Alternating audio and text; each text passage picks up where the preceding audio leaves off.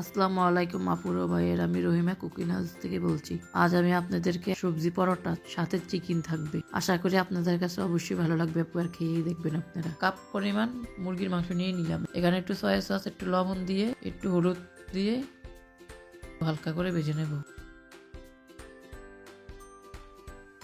ভাজি হয়ে গেছে, এখন উঠিয়ে নেব। এখানে তেল দিলাম, তেলের ভিতরে 2টা ডিম দিয়ে দেবো। ডিমগুলো হালকা করে ভেজে নেব একটু লবণ দিয়ে।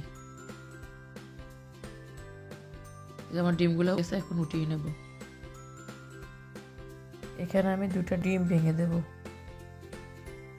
এখন এই কাপটা দিয়ে কাপ পরিমাণ ময়দা দিয়ে দিলাম, হাফ টেবিল চামচ লবণ দিয়ে দিলাম, 1.5 টেবিল চামচ গুঁড়া দুধ দিয়ে দিলাম, পরিমাণ মতন পানি দিয়ে দেব।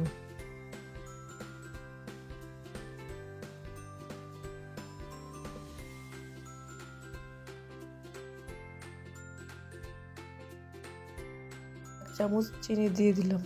আটার কাপটা দিয়ে 1.5 কাপ পরিমাণ পানি দিয়ে দিছি। পানি দিয়ে বাটারটাকে ভালো করে মিশিয়ে নিতে হবে।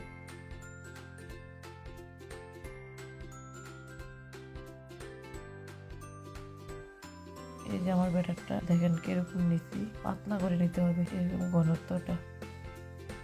1 পেলা শসা কুচি নিয়ে নিলাম, হাফ পেলা গাজর কুচি নিয়ে নিলাম, 4-5টা পেঁয়াজ কুচি দিয়ে দিলাম, অল্প পরিমাণ গোলমরিচের গুঁড়া দিয়ে দিলাম, 7-8টা কাঁচামরিচ দিয়ে দিলাম, পরিমাণ মতো ধনিয়া পাতা কুচি দিয়ে দিলাম, পরিমাণ মতো লবণ দিয়ে দিলাম, দিয়ে হালকাতে মেখে নিলাম। এখন এগুলোর উপর দিয়ে ডিমগুলো ভাজি করে রেখেছি এগুলো দিয়ে দিলাম, মুরগিগুলো ভেজে রেখেছি এগুলো দিয়ে দিলাম, দিয়ে ভালো করে হালকা করে মেখে নেব। প্রথমে তাওয়াটার ভিতরে একটু হালকা করে একটু তেল দিয়ে নেবেন, তেল দিয়ে তারপরে রুটির ব্যাটারটা দিয়ে দিলাম, রুটি করে হালকা করে দিয়ে দিবেন, দিয়ে 25-30 সেকেন্ড রেখে দিবেন, রেখে তারপরে এক এক করে রুটিগুলো এভাবে উল্টে পাল্টিয়ে নেবেন। এরকম করে সবগুলো রুটি আমি বানিয়ে নেব। সালাদগুলো রুটির ভিতরে দিয়ে দেব, দিয়ে মাঝখানে দিয়ে আমি আগে একটা বাটার বানিয়ে নিয়েছি, এটা পানি দিয়ে এখন রুটিটার চারপাশে লাগিয়ে দেবো বাটারটা।